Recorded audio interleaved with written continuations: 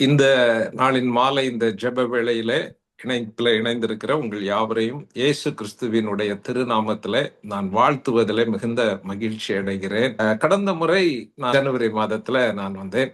மீண்டும் இந்த ஜூன் மாதத்துல எனக்கு இப்படி பங்கெடுக்க ஆண்டவர் உதவி செய்தார். அழைப்பு தந்த அன்பான வினேஸ்வரனுக்கு இறைவன் இயேசுவின் நாமத்துல நான் நன்றியையும் வாழ்த்தையும் தெரிவிக்கிறேன்.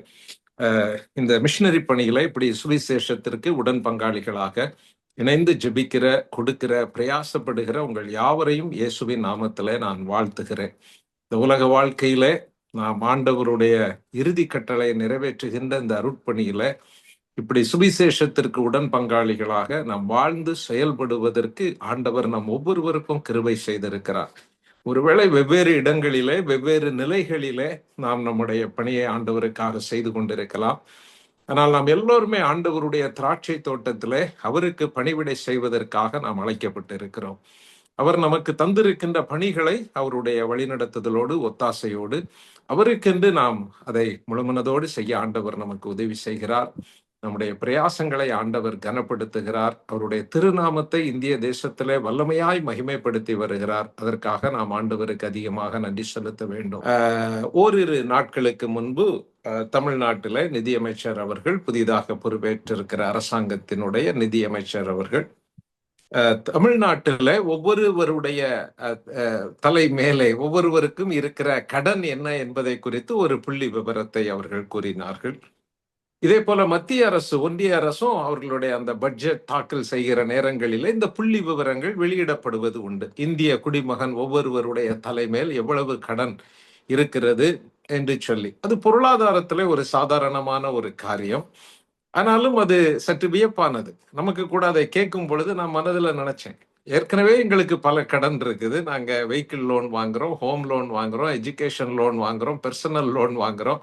இப்படி பல கடன்களை நாங்கள் எங்கள் தலையிலே சுமக்கிறோம். இது போதாதுன்னு அரசாங்கமும் அவர்களுடைய பங்கிற்கு நம்ம மேல கடனை ஏற்றி வைக்கிறார்கள் அப்படின்னு சொல்லி அதை ஒரு விளையாட்டாக நான் சிந்தித்து கொண்டிருந்தேன்.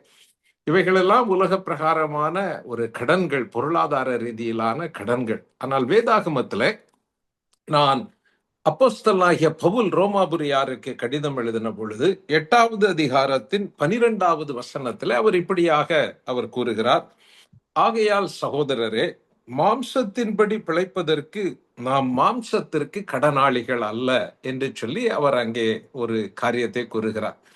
நாம் மாம்சத்திற்கு கடனாளிகள் அல்ல என்று அவர் சொல்லும் பொழுதே நமக்கு அதுல ஒரு விஷயம் புலப்படுகிறது. என்னவென்றால், நாம் அப்படியானால் மாம்சத்திற்கு நாம் கடனாளிகள் இல்லை என்று சொன்னால் கண்டிப்பாக நாம் ஆவிக்கு நாம் கடனாளிகளாக இருக்கிறோம், அல்லது ஆவிக்குரிய சில கடன்கள் நமக்கு இருக்கிறது, கடமைகள் இருக்கிறது என்பதை நாம் அதில் புரிந்து கொள்ள முடிகிறது. நான் வேதாகமத்தில் இருந்து ஆண்டவருடைய பிள்ளைகளுக்கு இருக்கின்ற ஒரு 4 ஆவிக்குரிய கடன்களை குறித்து வேதம் கூறுகிறதை நான் உங்களோடு சுருக்கமாக பகிர்ந்து கொள்ளுகிறேன். முதலாவதாக அப்போஸ்தலனாகிய பவுல் தெசலோனிக்கருக்கு எழுதின நிருபத்தை திருப்பிக் கொள்ளுங்கள். 2வது நிருபத்துல 2 தெசலோனிக்கர் அதனுடைய 1வது அதிகாரத்தின் 3வது வசனத்துல பவுல் இப்படியாக அவர்களுக்கு எழுதும் பொழுது அவர் கூறுகிறார், சகோதரரே, நாங்கள் எப்பொழுதும் உங்களுக்காக தேவனை ஸ்தோத்தரிக்க கடனாளிகளாக இருக்கிறோம் என்று சொல்லி அவர் அங்கே சொல்லுகிறார். அதே போல அதே நிருபத்தினுடைய 2ஆம் அதிகாரத்தின் 13வது வசனத்திலும் அவர் சொல்லும் பொழுது அங்கே சொல்லுகிறார், அந்த நிறைவு, அந்த 13வது வசனத்தினுடைய நிறைவு பகுதியிலே சொல்லுகிறார், நாங்கள் உங்களை குறித்து எப்பொழுதும் தேவனை ஸ்தோத்தரிக்க கடனாளிகளாக இருக்கிறோம் என்று சொல்லி அவர் சொல்லுகிறார். அதாவது பவுல் என்ன சொல்றார் அப்படின்னா, ஊழியத்தின் பாதையிலே கடவுள் அருளி செய்த அந்த நன்மைகளுக்காக, ஆத்தும கனிகளுக்காக, அவர் தந்த ஆசீர்வாதங்களுக்காக நாங்கள் கடவுளை ஸ்தோத்தரிக்க கடனாளிகளாக இருக்கிறோம் என்று சொல்லி அவர் அங்கே சொல்லுவதை பார்க்கிறோம். நாம் ஒவ்வொருவரும் கடவுளை வழிபட, தொழுது கொள்ள, ஸ்தோத்தரிக்க, துதிக்க நாம் சிருஷ்டிக்கப்பட்டவர்கள். வேதம் அப்படித்தான் சொல்லுகிறது, சிருஷ்டிக்கப்படும் ஜனம் கர்த்தரை துதிக்கும் என்று சொல்லப்பட்டிருக்கிறது. The ultimate purpose of creation, மனிதர்களை கடவுள் படைத்ததனுடைய ஒரு முதன்மையான நோக்கம் என்னவென்று பார்த்தோம் என்றால், நாம் அவரை தொழுது கொள்ள வேண்டும், அவரை வழிபட வேண்டும், அவரை ஆராதிக்க வேண்டும், அவருக்கு துதி செலுத்த வேண்டும், அவரை ஸ்தோத்தரிக்க வேண்டும் என்பதற்காக கடவுள் நம்மை சிருஷ்டித்தார் என்பதை வேதத்தின் வாயிலாக நாம் அறிந்து கொள்ளுகிறோம். நாம் ஆண்டவரிடத்திலிருந்து நன்மைகளை பெற்றுக்கொள்ளும் பொழுது மட்டுமல்ல, அல்லது நம்முடைய தனிப்பட்ட வாழ்க்கையிலே கடவுள் நமக்கு அருளி செய்கின்ற ஈவுகளுக்காக, நன்மைகளுக்காக மட்டும் நாம் ஆண்டவரை ஸ்தோத்தரிக்கிறவர்களாக அல்ல, நாம் ஆண்டவருடைய அருட்பணியிலே சுவிசேஷத்திற்கு உடன் பங்காளிகளாக பணியாற்றுகிறபடியினாலே கடவுள் ஊழியத்தின் பாதையிலே, அவருடைய ராஜ்ய விரிவின் பணியிலே அவர் அருளுகின்ற எல்லா ஈவுகளுக்காக நாம் ஆண்டவரை ஸ்தோத்தரிக்க நாம் அழைக்கப்படுகிறோம். அநேக வேளையிலே நான் ஜெப கூடுகைகளிலே அல்லது பல உபவாச ஜெபங்களிலே நான் இதை பார்த்திருக்கிறேன். அந்த ஆண்டவருக்கு நன்றி செலுத்துகிற நேரம் என்பது மிக குறைவானதாக இருக்கும். பார்த்தீங்கன்னா, ஒரு துதி குறிப்பு 1 இருக்கும், ஜெப குறிப்பு 4 இருக்கும். அப்படிதான் நம்முடைய ஃபார்மட்டே நம்ம பொதுவா வச்சிருப்போம். ஆனா நம்முடைய இயக்கங்களிலிருந்து நமக்கு அனுப்பப்படுகிற மாதாந்திர பத்திரிகைகள் அல்லது நமக்கு அனுப்பப்படுகின்ற ஜெப சுற்றறிக்கைகள், எனக்கு கூட இமெயில்ல ஜெம்ஸ்ல இருந்து அந்த மாதாந்திர சுற்றறிக்கை வரும், ஜெப அறிக்கை என்று எனக்கு அது வரும், ஜெப செய்தி அறிக்கை. அதை உடனடியாக மெயில்ல நான் பார்ப்பேன். அதுல துதி குறிப்புகள் நடத்தப்பட்ட அந்த கடந்த மாதம் நடத்தப்பட்ட எல்லா கூடுகைகள், அதனுடைய அற்புதங்கள், நடைபெற்ற நிகழ்ச்சிகள் அந்த போட்டோவோட போட்டிருப்பாங்க. அது ரொம்ப நல்லா இருக்கும் அதை பார்ப்பதற்கு. அதன் பிறகு ஜெப குறிப்புகள் கொடுக்கப்பட்டு இருக்கும். அதனுடைய முக்கிய நோக்கம் என்னன்னா, நாம் ஜெபிக்கிறவர்களாக மட்டுமல்ல, நம்முடைய ஜெபத்தை கேட்டு ஆண்டவர் நம்முடைய தேசத்திலே, பணித்தலங்களிலே, கிராமங்களிலே, சுவிசேஷம் அறிவிக்கப்படுகின்ற எல்கைகளிலே அவர் அற்புதங்களையும் அதிசயங்களையும் செய்யும் பொழுது, ஜனங்களை தம் பக்கமாக அவர் இழுத்து கொள்ளும் பொழுது, அவைகளை அறிந்து ஆண்டவருக்கு நன்றி செலுத்த, ஸ்தோத்திரம் செலுத்தவும் நாம் கடனாளிகளாக இருக்கிறோம். அதை தான் பவுல் சொல்றார். மீண்டும் மீண்டும் அவர் தெசலோனிக்கருக்கு அந்த 2வது நிருபத்தினுடைய 1ஆம் அதிகாரம் 2வது அதிகாரத்தில் அவர் மீண்டும் மீண்டும் அதை தான் சொல்றார். நாங்கள் உங்களுக்காக தேவனை ஸ்தோத்தரிக்க கடனாளிகளாக இருக்கிறோம் என்று சொல்லி அங்கே அவர் சொல்லுவதை பார்க்கிறோம். எனக்கு கூட சில வேளைகளில பெர்சிக்யூஷன் ரிலீஃப்ல இருந்து, அப்படி இல்லைன்னா வாட்ஸ்அப் மூலமாக பல மிஷனரி சங்கங்களிலிருந்து, திருச்சபைகளிலிருந்து இந்த உபத்திரவம் குறித்த சில செய்திகள் வருவது உண்டு. சில நேரம் அதை சோசியல் மீடியால கூட அதை பார்க்கிறேன். இந்த கிராமத்துல இப்படி ஒரு இன்டீரியர் பகுதியில இப்படி ஒரு இடத்துல ஆலயத்தை இடிக்க முற்பட்டாங்க, ஆலய ஆராதனையை போய் ஒரு குழுவாக தடை செய்கிறார்கள், விடுமுறை வேதாகம பள்ளியை நடத்த விடவில்லை அப்படின்லாம் அந்த வீடியோ போட்டு அதுல செய்திகள் வரும். அந்த செய்தியை பார்த்த உடனே என்னுடைய மனதுல முதலாவது வர்றது துதி குறிப்பு தான் வரும். அது இயற்கையாகவே நான் அதை உணர்ந்திருக்கிறேன். நான் என்ன நினைப்பேன் அப்படின்னா, ஆண்டவரே, அந்த இடத்துல இப்படி ஒரு திருச்சபை, ஒரு ஊழியம் நடைபெறுகிறதே, உமக்கு ஸ்தோத்திரம் அப்படிங்கிறது மனதுல நம்ம அறியாது வந்து விடும். காரணம், 30 ஆண்டுகளுக்கு முன்பு நான் ஊழியத்திற்கு வரும் பொழுது மீண்டும் மீண்டும் நான் கேட்ட ஒரு செய்தி, இந்தியாவிலே ஆலயமே ஊழியங்களே இல்லாத பல மாவட்டங்கள் இருக்கிறது அப்படிங்கிற செய்தியை கேட்டேன். அது உண்மையாக இருந்தது. நானும் அதை சென்று பார்த்திருக்கிறேன். மத்திய பிரதேச மாநிலத்துல பிண்ட் என்ற இடத்திற்கு பணித்தல விஜயமாக நான் சென்ற பொழுது அங்கு ஒரு ஆலயத்தில் அமர்ந்து நாங்கள் உபவாசித்து ஜெபித்தோம். அப்ப அங்க இருக்கின்ற மிஷினரி சொன்னாங்க, இந்த மாவட்டத்துல 7 ஆண்டுகளுக்கு முன்பு இந்த மாவட்டத்திலேயே முதலாக கட்டப்பட்ட புராட்டஸ்டன்ட் சர்ச் இதுதான் அப்படின்னு சொன்னாங்க. எனக்கு அது வியப்பாக இருந்தது. அந்த ஆலயத்துல நான் அமர்ந்து ஜெபிக்கிற ஒரு கிருபை ஆண்டவர் தந்தாரே அப்படின்னு ஜெபித்தோம். அதன் பிறகு பல ஆண்டுகளுக்கு பிறகு அந்த மாநிலத்துல பல மாவட்டங்களில ஊழியம் செய்கிற மிஷனரிகள் இடத்துல கேட்டிருக்கிறேன். அப்ப அவங்க சொல்லுவாங்க, எங்களுடைய மாவட்டத்துல 40 மிஷனரி சங்கங்கள், திருச்சபைகளை சேர்ந்த ஊழியர்கள் நாங்கள் இணைந்து மாதந்தோறும் ஜெபிக்கிறோம் அப்படின்னு சொன்னாங்க. எனக்கு ஆச்சரியமாக இருந்தது. ஒரு காலத்துல நான் ஊழியத்தில் இருக்கும் பொழுது மத்திய பிரதேச மாநிலத்துல ஆலயமே இல்லாத மாவட்டங்கள் இருக்கிறதுன்னு சொன்னோம். ஆனா இன்றைக்கு உபத்திரவ செய்திகள், எதிர்ப்பின் செய்திகள் ஒவ்வொரு மாவட்டங்களில் இருந்து வரும் பொழுது நம்முடைய ஜெபங்களை ஆண்டவர் எத்தனையாய் கேட்டிருக்கிறார். இந்த தேசத்தின் எல்கைகளிலே அறியப்படாத மக்கள் வாழ்கின்ற பிராந்தியங்களிலே எத்தனை அற்புதமான காரியங்களை ஆவியானவர் செய்திருக்கிறார் என்பதை நாம் அறியும் பொழுது நமக்கு ஆண்டவருக்கு நன்றி செலுத்தாமல் நாம் இருக்கவே முடியாது. ஒருவேளை அநேக வேளையிலே இன்றைக்கு இருக்கிற ஒரு பெரிய பிரச்சனை என்னன்னா, எதிர்ப்பு, உபத்திரவம், மதமாற்ற தடைச்சட்டம், கைது, பொய் வழக்குகள். அநேக வேளையிலே பரிசுத்த ஆவியானவர் இயேசு கிறிஸ்துவினுடைய இரண்டாவது வருகைக்கு முன்பதாக எத்தனை தீவிரமாய் இந்த தேசத்திலே ஜனங்களை அவர் ஆயத்தப்படுத்துகிறார் என்பதை அந்த செய்திகள் பல வேளைகளிலே நம்முடைய கண்களை மறைத்து விடுகிறது, அல்லது அதை அறிந்து கொள்ளுவதை தடை செய்து விடுகிறது. பிரியமானவர்களே, இன்றைக்கு நீங்களும் நானும் இந்த தேசத்திலே கேள்விப்படுகிற எதிர்ப்புகள், உபத்திரவங்கள், நெருக்கங்கள், இவைகளெல்லாம் இந்த தேசத்துல ஏற்பட்டிருக்கின்ற எழுப்புதலுக்கான அடையாளம் என்பதை நாம் ஒரு பொழுதும் மறந்துவிடக் கூடாது.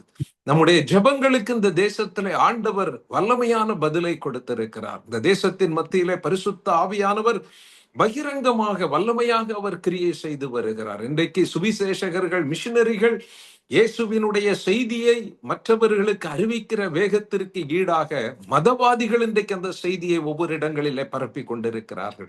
அதை அவர்கள் அறியாமையிலே செய்து கொண்டிருக்கிறார்கள். கிறிஸ்தவத்தை குறித்து அவதூறு பரப்புகிறோம் என்கிற நோக்கத்தில் அவர்கள் அறியாமலேயே இன்றைக்கு கிறிஸ்தவத்தை அறியப்படாத எல்கைகளிலே கூட அவர்கள் சென்று அறிவித்துக் கொண்டிருக்கிறார்கள். நம் ஆண்டவருக்கு அதிகமாக நன்றி செலுத்த வேண்டும். ஆண்டவர் நம் காலங்களிலே நம் தேசத்திலே செய்கிற வல்லமையான கிரியைகள், நம்முடைய பணித்தலங்களிலே, நம்முடைய மாநிலங்களிலே அவர் செய்கின்ற வல்லமையான கிரியைகள், அதற்காக நாம் ஆண்டவரை ஸ்தோத்தரிக்க நாம் கடனாளிகளாக இருக்கிறோம். ஒரு குறிப்பு சொல்லுகிறது, இந்தியாவிலே நாள் ஒன்றுக்கு சுமார் 15,000 அதிகமான மக்கள் இயேசுவை ஏற்று வருகிறார்கள். அது மட்டுமல்ல, இன்றைக்கு இந்தியாவிலேயே அதிகமான எண்ணிக்கையில இயேசுவை ஏற்றுக்கொள்ளுகின்ற மக்கள் பஞ்சாப் மாநிலத்துல வாழுகின்ற மக்கள் என்று சொல்லுகிறார்கள். நானும் சில முறை, ஓரிரு முறை அங்கு சென்றிருக்கிறேன். அதை என் கண்களினாலே நான் பார்த்திருக்கிறேன். பல ஸ்தாபனங்களின் மூலமாக, திருச்சபைகளின் மூலமாக, சுவிசேஷ ஊழியங்களின் மூலமாக நடைபெறுகிற ஊழியங்களை நான் கருத்தாய் கவனித்து வருகிறேன். உள்ளத்தின் ஆழத்திலிருந்து நாம் ஆண்டவருக்கு நன்றி செலுத்த நாம் அழைக்கப்படுகிறோம். பவுல் அதை தான் சொல்றாரு. ஊழியத்தின் பாதையிலே ஜனங்களுடைய ரட்சிப்புக்காக, மீட்புக்காக, திருச்சபையின் வளர்ச்சிக்காக அவர் கவலை கொண்டு ஜெபித்தது மட்டுமல்ல, ஆண்டவர் அந்த ஜெபங்களை கேட்டு அவர் கிரியைகளை செய்யும் பொழுது அவர் சொல்றாரு, இதற்காக நான் கடவுளை ஸ்தோத்தரிக்க நாங்கள் கடனாளிகளாக இருக்கிறோம். காரணம், ஆண்டவர் எங்கள் ஜெபத்தை கேட்டார். ஆண்டவர் அற்புதமான காரியங்களை செய்திருக்கிறார், செய்து கொண்டிருக்கிறார். எப்படி அவருக்கு நாங்க நன்றி செலுத்த முடியாமல் இருக்கோம்? பிரியமானவர்களே, நாம் ஜெபிக்கிறவர்களாக மட்டுமல்ல, நம்முடைய ஜெபத்தை ஆண்டவர் கேட்கிறார், அவர் மறு உத்தரவு அருளுகிறார். எந்த தலைமுறையிலும் இல்லாத வல்லமையான காரியங்களை இந்திய தேசத்திலே நம் காலங்களிலே ஆவியானவர் செய்து கொண்டிருக்கிறார் என்பதை அறிந்து அவருக்கு நன்றி செலுத்த, அவரை ஸ்தோத்தரிக்க நீங்களும் நானும் அழைக்கப்படுகிறோம். இரண்டாவதாக, வேதாகமத்துல யோவான் தன்னுடைய முதலாவது நிருபத்துல இன்னொரு காரியத்துல தான் கடனாளியாக நாம் இருக்கிறோம் என்பதை குறித்து சொல்லுகிறார். 1 யோவான் 4ஆம் அதிகாரத்தின் 11வது வசனத்துல அவர் இன்னொரு காரியத்திற்கு நாம் கடனாளிகளாக இருக்கிறோம் என்று சொல்லுகிறார். நான் அந்த வசனத்தை உங்களுக்காக வாசிக்கிறேன். பிரியமானவர்களே, தேவன் இவ்விதமாய் நம்மிடத்தில் அன்பு கூர்ந்திருக்க, நாமும் ஒருவரிடத்தில் ஒருவர் அன்பு கூற கடனாளிகளாக இருக்கிறோம். அவர் இரண்டாவது சொல்றார், இன்னொரு கடன் இருக்குது. நம்முடைய ஊழியத்திலே கடவுள் தருகிற அந்த விளைவுகளுக்காக, நன்மைகளுக்காக அவரை ஸ்தோத்தரித்து மகிமைப்படுத்துவது மட்டுமல்ல, இன்னொரு கடனும் இருக்கிறது. அது என்ன கடன்? நாம் ஆண்டவருடைய பிள்ளைகளாக நாம் ஒருவரில் ஒருவர் அன்பு கூற நாம் அழைக்கப்பட்டிருக்கிறோம். கிறிஸ்தவ மார்க்கம் என்பது அன்பின் மார்க்கம் என்று நாம் அறிந்திருக்கிறோம். இல்ல, நம்முடைய பண்டிகை நாட்கள், கிறிஸ்து பிறப்பின் பண்டிகை நாட்களிலே கூட அநேக நிகழ்ச்சிகள், அந்த கிறிஸ்துமஸ் நிகழ்ச்சிகளிலே கலந்து கொள்ளுகின்ற அரசியல்வாதிகள் அல்லது அரசு அதிகாரிகள் கூட இந்த வார்த்தையை தான் திருப்பி சொல்லுவாங்க. என்ன சொல்லுவாங்கன்னா, கிறிஸ்தவம் ஒரு அன்பின் மார்க்கம் என்பதை அவங்க சொல்லுவதை பார்த்திருக்கிறோம். நாமும் அறிந்திருக்கிறோம். வேதம் அதைத்தான் கூறுகிறது. தேவன் அன்பாகவே இருக்கிறார். பல வாகனங்களிலே நான் பல இடங்களிலே அதை பார்த்திருக்கிறேன். என்னுடைய வாட்ஸ்அப் டிபியில கூட நான் அதான் வச்சிருப்பேன், ஜீசஸ் லவ்ஸ் யூ அப்படின்னு வச்சிருப்பேன். யாராவது கிறிஸ்துவ எரியாதவர்கள் பார்க்கும் பொழுது, சரி, ஆண்டவர் அன்பா இருக்கிறாரு தெரிஞ்சுக்கிட்டோம் அப்படிங்கிற ஒரு எண்ணம் நமக்கு வருகிறது. அதனாலதான் பல இடங்களிலே வாகனங்களிலே அதை வைக்கிறோம். காரணம், இயேசு கிறிஸ்து, நாம் ஆராதிக்கின்ற கடவுள், அவர் அன்பானவர். கிறிஸ்தவ மார்க்கம் என்பது ஒரு அன்பின் மார்க்கம் என்று அறியப்படுகிறது. நண்பர் சுவிசேஷ ஜெபக்குழுவினுடைய காலம் சென்ற முன்னாள் பொது காரியதரிசி பேட்ரிக் ஜாஷ்வான், அநேகமா நீங்க எல்லாருமே அவரை அறிந்திருப்பீர்கள். அண்ணன் அடிக்கடி பேசும் பொழுது இந்த காரியத்தை எங்களோடு பகிர்ந்து கொள்ளுவார்கள். தம்பி, கிறிஸ்தவ மார்க்கம் என்பது ஒரு எளிமையான, ஒரு எளிதான ஒரு மார்க்கம். ஒன்று மேல் நோக்கி அன்பு இருக்க வேண்டும், இன்னொன்று சமநிலை அன்பு இருக்க வேண்டும். மேல் நோக்கி அன்பு என்பது கடவுளிடத்துல நாம் அன்பு கூற வேண்டும். சமநிலை என்பது அன்பு என்பது கடவுளுடைய சாயலிலே படைக்கப்பட்ட அத்தனை மனிதர்களிடத்துல நாம் அன்பு கூற வேண்டும். இவ்வளவுதான் கிறிஸ்தவம், இதுக்கு மேல கிடையாது அப்படிம்பாங்க. அண்ணன் புதிதாக ஏதோ ஒன்றை கண்டுபிடித்து சொல்லவில்லை. இதைத்தான் இயேசு கிறிஸ்து நமக்கு அவர் கூறி சென்றிருக்கிறார். அததான் அவங்க சிம்பிளா குலோக்கியா நம்ம பேசுற மாதிரி அண்ணன் சொல்லுவாங்க. இயேசு கிறிஸ்துவின் இடத்துல வந்து ஒருத்தர் கேட்கிறாரு. பரிசேயர்கள்லாம் அவங்க எல்லாம் அவரை சுற்றி நிக்கிறாங்க, வேதபாரகர்கள் பரிசேயர்கள்லாம். அப்போ அதுல ஒருத்தர் கேட்கிறார், நீங்க அதை குறித்து வைத்துக் கொண்டு அதை வாசித்து பாருங்க. மத்தேயு எழுதின சுவிசேஷம் 22ஆம் அதிகாரத்தினுடைய 36வது வசனத்துல அது இருக்கிறது. அப்ப அவர் கேட்கிறாரு, ரபி, அநேக கற்பனைகள் நமக்கு கொடுக்கப்பட்டு இருக்கிறது. இந்த கற்பனைகளிலே பிரதான கற்பனை என்ன? எது பெரிய கற்பனை? ஏன் அந்த கேள்வியை அவர் கேட்கிறாரு அப்படின்னு சொன்னா, காரணம் பல ஆண்டுகளாக அந்த யூத சமய தலைவர்களுக்கு மத்தியிலே இது ஒரு பெரிய விவாத பொருள். காரணம் நமக்கு தெரியும், யூதர்கள் கொண்டிருந்த அந்த அவங்களுடைய தோரா 5 புஸ்தகங்களிலே அவங்க வைத்திருந்த அவங்களுடைய வேதாகமத்துல மொத்தம் 613 கற்பனைகள் கடவுளால் அவர்களுக்கு கொடுக்கப்பட்டு இருக்கிறது அப்படின்னு அதுல குறிப்புகள் சொல்லுகிறது. அதுல 248 கற்பனைகள் பாசிட்டிவான கற்பனைகள். இதை செய்யணும், இப்படி செய்யுங்க, இப்படி செஞ்சா உங்களுக்கு ஆசீர்வாதம் அப்படின்னு சொல்லி அவர் பாசிட்டிவான கற்பனைகளை இன்ஸ்ட்ரக்ஷன்ஸ் ஆண்டவர் சொல்றாரு. 365 நெகட்டிவ் கற்பனைகள் கொடுக்கப்பட்டு இருக்கிறது அப்படின்னு சொல்றாங்க. அதாவது இதை செய்யக்கூடாது, இதை செய்தால் உங்களுக்கு இப்படி வரும் அப்படிங்கறதெல்லாம் எது செய்யக்கூடாது அப்படிங்கறத ஆண்டவர் சொல்றாரு. இப்ப இவங்க மத்தியில இருந்த பிரச்சனை என்னன்னா, எப்ப கூடி வந்தாலும் இது ஒரு பெரிய விவாதமான ஒரு பொருள். ஓய்வு நாள் முக்கியமா, இல்லைன்னா ஓய்வு நாள்ல இறங்குவது முக்கியமா? இதெல்லாம் அவங்க மத்தியில பேசப்பட்ட பல விவாத கருத்துக்கள் என்று அறிஞர்கள் கூறுகிறார்கள். இன்றைக்கு எப்படி சில கிறிஸ்தவ பண்டிகை நாட்களில தொலைக்காட்சியில பாத்தீங்கன்னா நிறைய பட்டிமன்றங்கள் நடக்கிறது. ஆராதனைக்கு பாடல் முக்கியமா அல்லது வழிபாடு முக்கியமா அப்படின்லாம் சில தலைப்புகள் வச்சு இன்றைக்கு பல ஆலயங்களில் எல்லாம் பட்டிமன்றம் நடக்கிறது. இதே போல அவர்களுடைய பொது வெளியில அவர்களுக்கு மத்தியில இருந்த ஒரு விவாத பொருள், நமக்கு அருளப்பட்டு இருக்கின்ற இந்த 613 கற்பனைகளில எந்த கற்பனை பெரியது? அப்ப சிலர் சொல்றாங்க இந்த கற்பனை தான் பெரியது, சிலர் சொல்றாங்க இல்ல அதுதான் பெரியது. இது பல நாட்களாக பல ஆண்டுகளாக அவர்கள் மத்தியில இருந்த ஒரு பிரச்சனைக்குரிய காரியம். அப்ப இயேசு கிறிஸ்து கடவுளை குறித்து, நீதியை குறித்து, அவர் தேவராஜ்யத்தை குறித்து பிரசங்கித்ததுனால அங்க அவரிடத்துல கேட்கிறாங்க, இந்த கற்பனையில எது பெரிய கற்பனை? அதுல இயேசுவை மாற்றிவிட வேண்டும் என்கிற ஒரு உள்நோக்கமும் அந்த இடத்துல இருக்கிறது. இப்ப இயேசு கிறிஸ்து என்ன சொல்றாரு, அந்த 613 கற்பனைகளுக்கு மத்தியில் இருந்து அந்த மொத்த கற்பனைகளையும் உள்ளடக்கிய 2 கற்பனைகளை அவர் அவங்களுக்கு சொல்றாரு. என்ன சொல்றாரு? உன் ஆண்டவரிடத்திலே முழு மனதோடு, முழு பலத்தோடு, முழு ஆத்மாவோடு நீ அன்பு கூறுவாயாக. இது இருக்கிறதுலயே பெரிய கற்பனை. அப்புறம் சொல்லிட்டு என்ன சொல்றாரு, அதே போல உன்னிடத்துல அன்பு கூறுவது போல நீ பிறனிடத்திலே அன்பு கூறுவாயாக. இது புதிதாக இயேசு சொன்ன கற்பனை அல்ல. இது வேதாகமத்துல பழைய ஏற்பாட்டிலே அவர்களுக்கு கொடுக்கப்பட்டிருந்த ஒரு கற்பனை. நீங்க வேதத்துல வாசித்து பாத்தீங்கன்னா, அந்த உபாகமம் புஸ்தகத்திலே 6ஆம் அதிகாரத்தின் 5வது வசனத்துல அது சொல்லப்பட்டு இருக்கிறது. நீ கடவுளை உன்னுடைய முழு மனதோடும், உன் முழு ஆத்மாவோடும், முழு மனதோடும் அன்பு கூறுவாயாக அப்படின்னு சொல்லி, அத ஹீப்ரு மொழியில ஷேமா அப்படின்னு சொல்றாங்க. ஷேமா என்பது இந்த கற்பனை அவங்க ஷேமா அப்படின்னு சொல்றாங்க. யூதர்களுக்கு மத்தியில தினந்தோறும் இதை உச்சரிக்கிற ஒரு பழக்கம் அவர்கள் மத்தியில இருந்திருக்கிறது. அதனால இயேசு கிறிஸ்து அவர்களுக்கு அறியாத அல்லது அவர்கள் விரும்பாத ஒரு காரியத்தை சொல்லல. அனுதினமும் அவங்க உச்சரிக்கிற அந்த ஷேமா எனப்படுகிற அந்த கற்பனையைத்தான் இருப்பதிலேயே பெரிய கற்பனை. இந்த கற்பனைக்குள்ளாக எல்லா கற்பனைகளும் அடங்கி விடுகிறது அப்படிங்கிற சத்தியத்தை அவர் அங்க சொல்றாரு. சொல்லிட்டு அந்த லேவியராகமம் 19ஆம் அதிகாரம் 18வது வசனத்துல சொல்லப்பட்டு இருக்கின்ற உன்னிலே அன்பு கூறுவது போல பிறனிலே அன்பு கூறுவாயாக என்கிற கட்டளை 2வது கட்டளையாக அவர் அங்கே சொல்லுகிறார். எனக்கு அருமையானவர்களே, 613 அந்த கற்பனைகள் எல்லா தீர்க்க தரிசனங்கள் எல்லாம் இந்த 2 கற்பனைகளுக்குள்ளாக அடங்கிவிட்டது.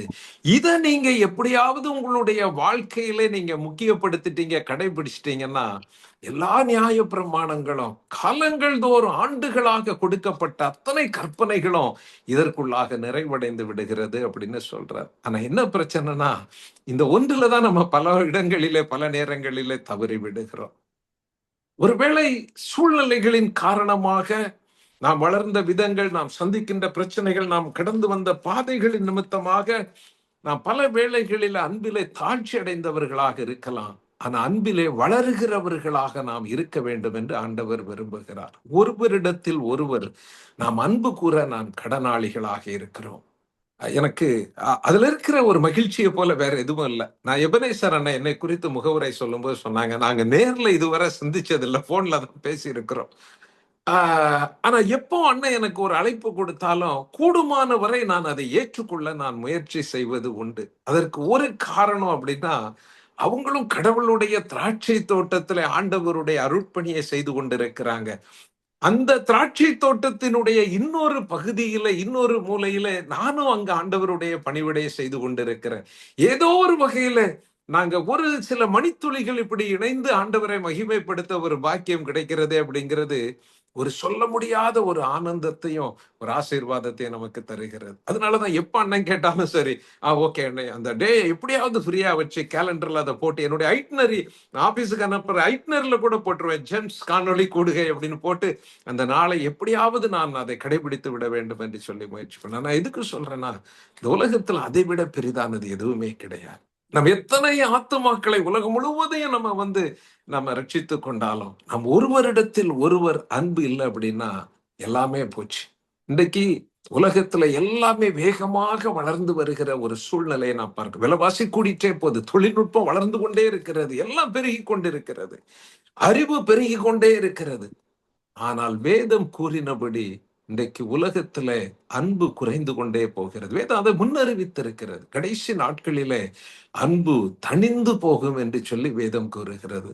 அததான் யோவான் அங்க சொல்றாரு, பிரியமானவர்களே, நாம் ஒருவரிடத்தில் ஒருவர் அன்பு கூற கடனாளிகளாக இருக்கிறோம்.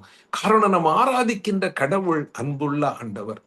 நம்முடைய தகுதி நிமித்தம், நீதி நிமித்தம் அவர் நம்மை மீட்டுக் கொள்ளவில்லை, அவருடைய பிள்ளைகளாக ஏற்றுக்கொள்ளவில்லை. அவருடைய அன்பினாலே அவர் நம்மை ஏற்றிருக்கிறார். நாம் பாவிகளாயிருந்தோம், அவருடைய ஒரே பேரான குமாரனை அவர் நமக்கென்று ஒப்பு கொடுத்து அவர் நம்மிடத்தில் அன்பு கூர்ந்தார் என்று வேதம் சொல்லுகிறது. அந்த அன்பை பிரதிபலிக்கிற மக்களாக நீங்களும் நானும் வாழ வேண்டும் என்று ஆண்டவர் விரும்புகிறார்.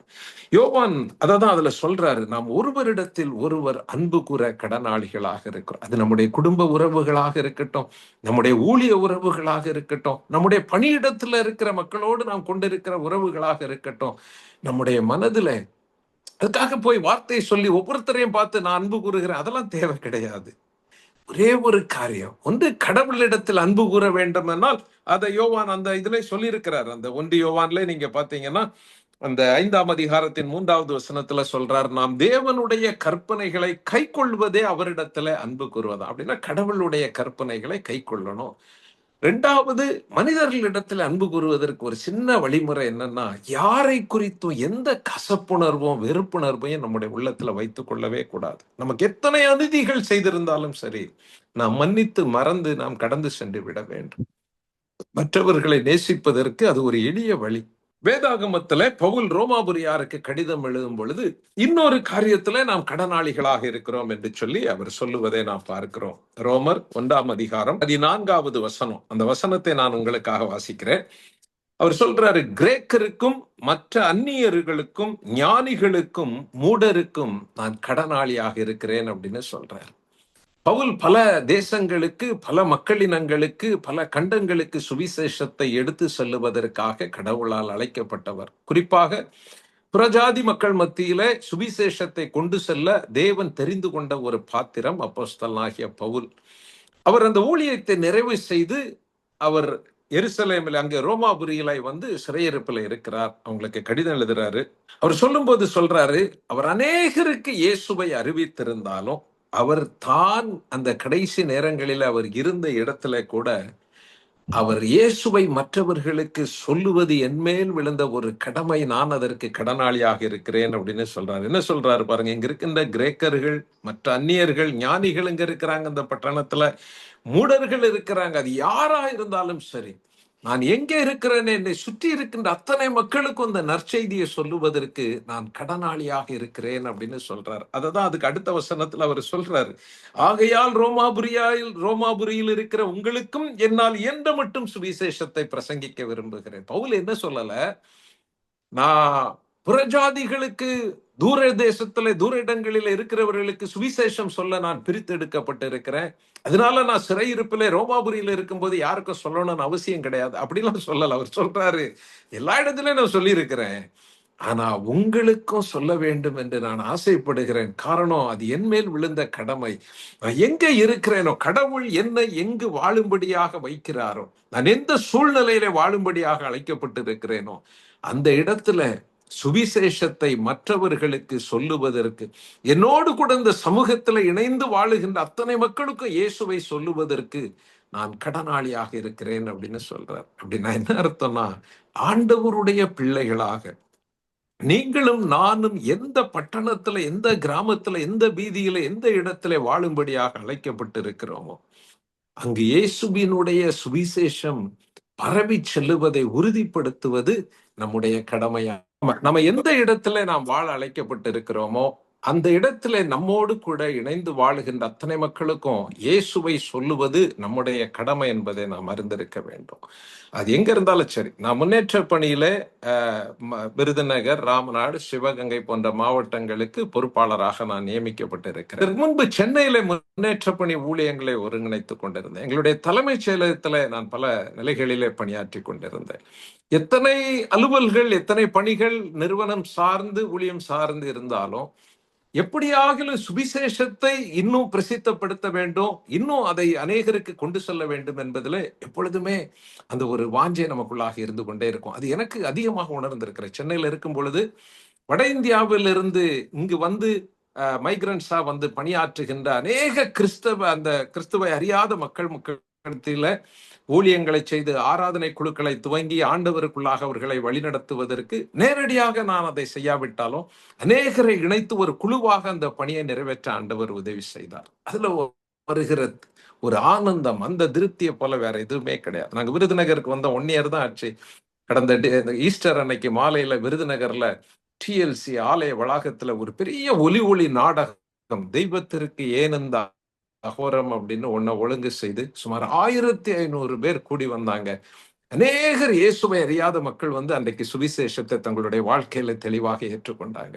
அநேக போதகர்களை சந்திக்கும் பொழுது, நான் முன்னேற்ற பணி ஊழியத்திற்காக தான் போறேன், எஃப்எம்பிபிக்காக ஜெபம் பண்ணுங்க, காணிக்க கொடுங்க, அதுக்கு முன்னாடி என் வாயில என்ன வரும்னா, சுவிசேஷ பணி எப்படி நடக்குது, இன்னும் எத்தனை கிராமங்களில இங்க திருச்சபைகள் இல்லை, இன்னும் எப்படி இங்க சுவிசேஷத்தை அறிவிப்பதற்கு வாய்ப்புண்டு. நான் இதை எதற்கு சொல்றேன் அப்படின்னா, இது நம்மேல் விழுந்த கடமை என்பதை ஒரு பொழுது நாம் மறந்து விடக்கூடாது. ஆண்டவர் என்னை மதுரை பட்டணத்துல வைத்திருக்கிறார் அப்படின்னா, நான் வைக்கப்பட்டிருக்கின்ற பட்டணத்துல, நான் பணி செய்கின்ற இடத்துல, என்னுடைய வாழ்விடங்களிலே இயேசுவினுடைய சுவிசேஷம் இன்னும் வல்லமையாய் பிரசித்தப்படுத்தப்பட ஆண்டவரே நீர் எனக்கு உதவி செய்ய வேண்டும். இது என் மேல் விழுந்த கடமை. பவுலதான் சொல்றார், சுவிசேஷத்தை நான் மற்றவர்களுக்கு அறிவியாதிருந்தால் எனக்கு மேல் விழுந்த கடமை அப்படின்னு சொல்றார். சுவிசேஷத்தை ஒரு பொழுது நம்ம அவுட் சோர்ஸ் பண்ண முடியாது. அந்த பாஸ்டர் பண்ணுவார், அந்த இவாஞ்சலிஸ்ட் பண்ணுவார், அவங்க பண்ணுவாங்க, கிடையாது. நீங்களும் நானும் ஏதோ ஒரு வகையில அதுல நீங்களும் நானும் ஈடுபட வேண்டும். அறிவிக்கப்படாத, நம்ம புறப்பட்டு செல்ல முடியாத இடங்கள் அல்லது அறிவிக்கப்படாத எல்கைகளில் அழைப்பு பெற்றவர்கள் புறப்பட்டு செல்லும் பொழுது அந்த ஊழியங்களுக்காக ஜெபிக்கிறோம், அதற்காக கொடுக்கிறோம், அந்த தேவைகளை நாம் உதாரணமாக சந்திக்க வேண்டும், அதற்கான பணிகளை செய்ய வேண்டும். ஆனால் கூடவே நாம் இருக்கின்ற இடங்களிலே சுவிசேஷம் பரவி செல்லுவதற்கு அதுல நமக்கும் ஒரு பங்கு இருக்கிறது. நாம் அதற்காக ஜெபிக்க வேண்டும், செயல்பட வேண்டும். பவுல் அதை தான் அன்றைக்கு பேசும் பொழுது ரொம்ப அழகாக அதை இங்கே கூறுகிறார். கிரேக்கருக்கும், அந்நியருக்கும், மூடருக்கும், ஞானிகளுக்கும் நான் ஒவ்வொருவருக்கும் நான் கடனாளியாக இருக்கிறேன். அதனாலதான் நான் ரோமாபுரியில இங்க வந்து இப்படி இருக்கும் பொழுது கூட எப்படியாகிலும் சுவிசேஷத்தை எந்த மட்டும் பிரசங்கிக்க வேண்டும் என்று விரும்புகிறேன். முடிந்தவரை நாம் சுவிசேஷத்தின் பிரசித்தத்திற்காக நம்முடைய பகுதிகளிலும் நம்ம வாழ்ந்து செயல்படுகிறவர்களாக இருக்க வேண்டும் என்று ஆண்டவர் விரும்புகிறார். இது மட்டுமல்ல, இன்னொரு காரியத்தை யோவான் தன்னுடைய 3வது நிருபத்துல ரொம்ப அழகா சொல்லி இருக்கிறார். 3 யோவான் 8வது வசனம். யோவான் காயு என்கிற மனிதனுக்கு இந்த நிருபத்தை எழுதுகிறார். அவர் என்ன சொல்றாரு பாருங்க. ஆகையால் நாம் சத்தியத்திற்கு உடன் வேலையாட்களாக இருக்கும்படிக்கு அப்படிப்பட்டவர்களை சேர்த்து கொள்ள கடனாளிகளாக நாம் இருக்கிறோம் அப்படின்னு சொல்றார். இந்த அதிகாரத்தை நீங்க கொஞ்சம் நேரம் எடுத்து ஃபுல்லா வாசித்து பாருங்க. மொத்தமே ஒரு 14 வசனங்கள் தான் இதுல இருக்குது. அதுல காயுவுக்கு அவர் சொல்லும் போது என்ன சொல்றாரு? முதலாவது அவரை வாழ்த்துகிறார். உன்னுடைய ஆத்துமா வாழ்வது போல நீ எல்லாவற்றிலும் வாழ்ந்து சுகமா இருப்பாயாக அப்படின்னு சொல்லி அவர் சுகமா இருக்கும்படி வேண்டுகிறேன் அப்படின்னு அவருக்காக ஒரு விண்ணப்பம், ஒரு வேண்டுதல், வாழ்த்துதலை சொல்றாரு. 8வது வசனத்துல சொல்றாரு, நமக்கு ஒரு கடன் இருக்கிறது, நாம் கடனாளிகளாக இருக்கிறோம். எதற்கு கடனாளிகளாக இருக்கிறோம்? அப்படிப்பட்டவர்களை சேர்த்து கொள்ள கடனாளிகளாக இருக்கிறோம். இப்போ இதுல நமக்கு ஒரு கேள்வி மனதில் வர வேண்டும். என்ன கேள்வி? எப்படிப்பட்டவர்களை சேர்த்து கொள்ள நான் கடனாளியாக இருக்கிறேன்? யோவான் யாரை குறித்து சொல்லுகிறார்? அந்த அப்படிப்பட்டவர்கள் என்று சொல்லப்பட்டவர்கள் யார்? நீங்க அந்த வசனத்தை நல்ல நேரம் எடுத்து ஆராய்ந்து பாருங்க. ஆதி திருச்சபையின் நாட்களிலே, நான் அந்த பின்னணியத்தை உங்களுக்கு சற்று சொல்லுகிறேன். ஆதி திருச்சபையின் நாட்களிலே இன்றைக்கு இருப்பது போல அரசாங்கத்தில் பதிவு செய்யப்பட்ட தன்னார்வ தொண்டு நிறுவனங்களோ, மிஷனரி சங்கங்களோ, சபைகளோ அப்படி கிடையாது. அன்றைக்கு சுவிசேஷ ஊழியத்தை எடுத்து செல்லுவதற்கு அப்போஸ்தலர்கள் அவர்களிடத்துல அவர்கள் வழிநடத்தின நல்ல வாலிபர்கள், நல்ல வேத உபதேசத்துல அவங்க ஆண்டவருடைய காரியங்கள், தேவராஜ்யத்தின் காரியங்களை கற்றுக்கொண்டவர்கள், அதுல தெளிவு பெற்றவர்கள், ஆவிக்குரிய வரங்களை பெற்றவர்களை அழைத்து இயேசு அறிவிக்கப்படாத எல்கைகளுக்கு சுவிசேஷத்தை அறிவிக்கும்படியாக அனுப்புறாங்க. அவர்களை சகோதரர்கள் என்று பல இடங்களிலே வாசிக்கிறோம். சகோதரர்கள் போய் சுவிசேஷத்தை சொன்னாங்க அப்படின்னு. அவங்களாம் இவாஞ்சலிஸ்ட், அன்றைக்கு அனுப்பப்பட்ட மிஷினரிகள் பல இடங்களுக்கு. அப்போ இப்போ மாதிரி நம்ம காணிக்க பிரிச்சு அவங்களை அனுப்பி தாங்குற மாதிரி சிஸ்டம் கிடையாது, பேங்கிங் சிஸ்டமே கிடையாது. அப்ப என்ன செய்யறாங்க? எந்த இடத்துல அந்த பிராந்தியங்களிலே திருச்சபை இருக்கிறதோ அந்த திருச்சபையிலே போய் அவங்க தங்கி கொள்றாங்க. அதை சுற்றி இருக்கின்ற இயேசுவை அறியாத மக்களுக்கு அவங்க இயேசுவை சொல்லுகிற ஒரு பழக்கம் இருக்கிறது. அப்ப யோவான் என்ன சொல்றாரு? அப்படி ஒரு திருச்சபைக்கு கடிதம் எழுதுகிறார். நான் சில சகோதரர்களை அனுப்புகிறேன், அவர்களை ஏற்று அவர்களுக்கு வேண்டிய உதவிகளை செய்து அவர்கள் சுவிசேஷத்தை பிரசங்கிக்க நீங்க உதவி செய்யுங்க அப்படின்னு சொல்லி. ஆனா அந்த சர்ச்சில் ஒரு முக்கியமான ஆள் இருக்கிறார். அவருடைய பெயர் தியோத்திரேப். அந்த நிருபத்துல 9வது வசனத்தில் அதை குறித்து யோவான் சொல்றாரு. என்ன சொல்றாரு? நான் சபைக்கு எழுதினேன், ஆனாலும் அவர்களில் முதன்மையாயிருக்க விரும்புகிற தியோத்திரேப்பு எங்களை ஏற்றுக்கொள்ளவில்லை. அவருக்கு அதுக்கு மனசு இல்ல, ஏற்றுக்கொள்ளல அப்படின்னு சொல்றார். ஆனா அந்த சபையில இன்னொரு மனிதன் இருக்கிறார், காயு அவருடைய பெயர். அவர் என்ன நினைக்கிறாரு? இயேசுவினுடைய சுவிசேஷத்தை கேட்டதுனால, அந்த சுவிசேஷம் எங்களண்டை வந்ததுனால தானே நாங்க ரட்சிக்கப்பட்டோம், நாங்க மீட்பு பெற்றிருக்கிறோம். அப்ப இந்த சுவிசேஷம் மற்றவர்களுக்கு அறிவிக்கப்பட வேண்டுமே, அதற்கு நம்ம தானே உதவி செய்யணும். ஒரு தன்னிடத்துல அந்த சுவிசேஷகர்களை ஏற்றுக்கொள்ளுகிறார், சகோதரர்களை ஏற்றுக்கொள்ளுகிறார். தியோத்திரேப்புக்கு பயங்கர கோபம். அவர் சபையை விட்டு யாராவது இப்படி மிஷினரி பணிக்கு, சுவிசேஷ பணிக்கு உதவி செஞ்சீங்கன்னா நான் சபையை விட்டு நீக்கிடுவேன் அப்படிங்கிறாரு. காயு அதை குறித்து கவலைப்பட்டதாக தெரியவில்லை. இயேசுவின் இறுதி கட்டளை நிறைவேற்றுவது முக்கியமானது. அவரை வீட்டில் ஏற்றுக்கொண்டு அவர்களை உபசரித்து அவங்கள ஊழியம் செய்வதற்கு உதவி செய்கிறார். அப்பதான் யோவான் இந்த கடிதத்தை எழுதுகிறார். என்ன சொல்றாரு? நீ ரொம்ப நாள் அவங்கள தங்க வச்சிடாத, அவங்க புறஜாதிகள் இடத்துல ஒன்னும் பெற்றுக்கொள்ளாமல் அவங்க வெறுங்கையா வந்திருக்கிறாங்க, சீக்கிரம் அவங்கள திருப்பி அனுப்பிவிடு, இன்னும் பல இடங்களுக்கு சுவிசேஷம் சொல்லப்பட வேண்டும், நீ அவங்கள சீக்கிரம் அனுப்பிடு. இப்படி அவர்களை தாங்குவதற்கு நாம் கடனாளிகளாக இருக்கிறோம் அப்படின்னு சொல்றார். அததான் அவர் சொல்றார், அப்படிப்பட்டவர்களை சேர்த்து கொள்ளுவதற்கு நாம் கடனாளிகளாக இருக்கிறோம் அப்படின்னு சொல்றார். சத்தியத்திற்கு உடன் பங்காளிகளாக, சுவிசேஷம் அறியப்படாத எல்கைகளிலே பிரசங்கிக்கப்படுவதற்கு அதற்காக பிரயாசப்படுகிறவர்களை, அவர்களுக்காக ஜெபிக்க, அவர்களுக்காக பொருளுதவி செய்ய, அவர்களை தாங்க, விசாரிக்க நாம் கடனாளிகளாக இருக்கிறோம் என்கிற ஒரு அர்த்தத்தில் அதை சொல்றார். எனக்கு அருமையானவர்களே, நீங்களும் நானும் வாழுகின்ற பகுதியில எப்படி சுவிசேஷத்தை மற்றவர்களுக்கு சொல்ல நாம் கடனாளிகளாக இருக்கிறோமோ, அதே போல அறியப்படாத பகுதிகளுக்கு சுவிசேஷத்தை கொண்டு செல்லுகிறவர்களுக்கு, அல்லது அப்படிப்பட்ட பிராந்தியங்களிலே நடைபெறுகிற ஊழியங்களுக்கு, ஊழியர்களை தாங்குவதற்கு நீங்களும் நானும் கடனாளிகளாக இருக்கிறோம் என்பதை நாம் மறந்துவிடக்கூடாது. அப்படி அந்த ஆவிக்குரிய கடனை நிறைவேற்றும் பொழுதுதான் பவுல் காயுவுக்கு சொல்றாரு, உன்னுடைய ஆத்துமா வாழ்வது போல நீ எல்லாவற்றிலும் வாழ்ந்து சுகமாயிருக்க வேண்டுகிறேன் அப்படின்னு சொல்ற. நீங்களும் நானும் வாழ்கிற தேசம் ஒரு மிகப்பெரிய தேசம். 146 கோடி மக்கள் வாழ்கிற ஒரு தேசம். ஒரு சின்ன முயற்சினாலும் இந்த தேசத்தை சந்திச்சிட முடியாது. ஒரு பெரிய படைத்திரட்டல் இந்த தேசத்துல நடைபெற்றாக வேண்டும். தேவ பிள்ளைகள் ஒவ்வொருவரும் ஆண்டவருக்காக எழுந்து பிரகாசிக்கும் பொழுதுதான் இந்த தேசத்தை இயேசுவுக்கு சொந்தமாக்க முடியும். தேவ ராஜ்யம் இந்த தேசத்துல பலமாய் கட்டப்பட வேண்டும் என்றால் இயேசுவை அறிந்து ஏற்றுக்கொண்ட ஒவ்வொரு விசுவாசிகளும் அவருடைய சேனையிலே செயல் வீரர்களாக ஜெபிக்க, கொடுக்க, பிரசங்கிக்க, தாங்க, உழைக்க ஒவ்வொருவரும் முன் வர வேண்டும். இது நம்மேல் விழுந்த கடமை என்பதை நாம் உணர வேண்டும். அப்படிப்பட்ட நிலையில தான் ஆண்டவர் இந்த தேசத்தை வேகமாக சந்திக்க முடியும். 4 காரியங்களை சொன்னேன். அநேக வேளையில உலக பிரகாரமான மாம்சத்திற்குரிய கடன்களையே நாம் சிந்தித்துக் கொண்டிருப்பது உண்டு.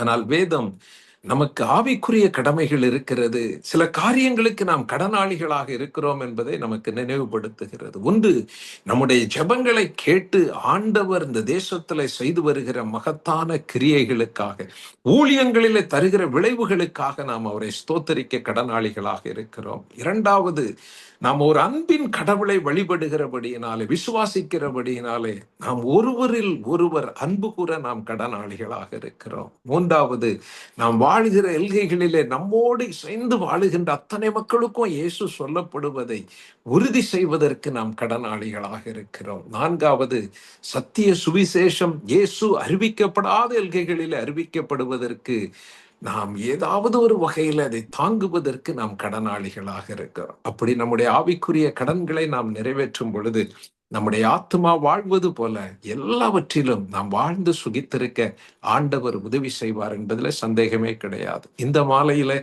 இந்த காணொளி வழியாக இந்த ஜெபத்துல இந்த கூடுகையில கலந்து கொண்ட ஒவ்வொருவரும் நாம் இணைந்து இந்த ஆவிக்குரிய கடன்களை நிறைவேற்றவும் தேவனால் ஆசீர்வதிக்கப்படவும் ஆண்டவர் நமக்கு உதவி செய்வாராக. May God bless you all.